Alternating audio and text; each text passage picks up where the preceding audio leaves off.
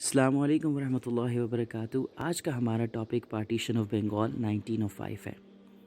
سب سے پہلے یہ فائنڈ آؤٹ کرتے ہیں کہ وہ کون سے ریزنز تھے جس کی وجہ سے بنگال کو پارٹیشن کیا گیا، جس میں ٹاپ آف دا لسٹ ہمارے پاس یہ ریزن ہے کہ بنگال ایک بہت بڑا پروونس تھا جس کا ٹوٹل ایریا 1,89,000 اسکوائر مائلز اور پاپولیشن 80 ملین تھی۔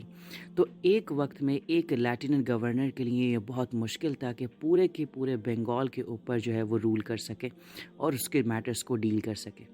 سیکنڈ ہمارے پاس ریزن یہ ہے کہ بنگال کے اندر کافی زیادہ ڈینس فارسٹ اور ریور نیٹورکس موجود تھے۔ تو یہ ایک اور بہت بڑا ہرڈل تھا لیفٹیننٹ گورنر کے لیے کہ وہ ایک وقت میں پورا کا پورا بنگال جو ہے وہ دیکھ سکے یا ٹریول کر سکے، یا پھر کسی ایسی ایمرجنسی سچویشن میں برٹش ٹروپس جو ہیں وہ وہاں پر موو کر سکے۔ تیسرا ہمارے پاس ریزن یہ ہے کہ ویسٹ بنگال کے اندر ہندوز جو ہے وہ کافی زیادہ اسٹرانگ اپنی کلچرل ویلیوز اور لینگویج کے ساتھ موجود تھے، اور زیادہ تر جو ہے وہ بزنس کی جو پوسٹ تھیں یا بزنس تھے یا فارمز تھے سب ہندوز کے پاس تھے، وائل جو مسلمز تھے وہ ایز اے ٹیننٹ کام کر رہے تھے، تو اس کی وجہ سے مسلمز کو کوئی بھی پروگریس نہیں مل رہی تھی۔ اس کے بعد ہم یہ ریزن کہہ سکتے ہیں کہ ہندوز نے کچھ اینٹی برٹش پالیسیز اڈاپٹ کر لی تھیں، کچھ اینٹی برٹش موومنٹ اسٹارٹ کر دی تھی just to get the self rule. تو برٹش نے یہ ریئلائز کیا کہ اب ہندوز کا مائنڈ بھی جو ہے وہ ڈائیورٹ کیا جائے کسی اور سبجیکٹ پہ، جس کی وجہ سے انہوں نے پارٹیشن کا سوچا۔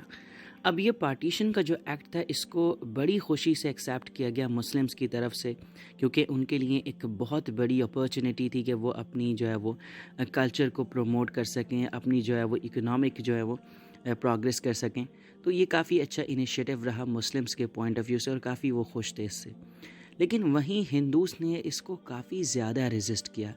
ہندوز یہ پہلے سمجھتے رہے کہ یہ برٹش کی شاید ڈیوائڈ اینڈ رول والی پالیسی ہی ہے، اور پھر اسی کے ساتھ ساتھ ہندوز اس وجہ سے بھی پریشان تھے کہ اب ان کے جو فارمز ہیں، ان کی انڈسٹریز ہیں، ان پہ کام کرنے والے ٹیننٹس موجود نہیں ہوں گے جو کہ مسلمز ہوا کرتے تھے۔ اب یہاں پر پارٹیشن کو ریورس کیا گیا، لیکن یہ کیوں کیا گیا؟ سب سے پہلے جو ہم یہ ریزن دیکھتے ہیں ریورزل آف پارٹیشن کے لیے کہ ہندوز نے کافی زیادہ ایک اسٹرانگ پالیسیز اڈاپٹ کی تھی اگینسٹ دی برٹش۔ انہوں نے جو ہے وہ ٹیررسٹ ایکٹیویٹیز اسٹارٹ کی تھیں اور کافی زیادہ برٹش آفیسرز کو بھی تھریٹ کیا تھا۔ اس کے بعد سوادیشی موومنٹ کو ہم کبھی نہیں بھول سکتے۔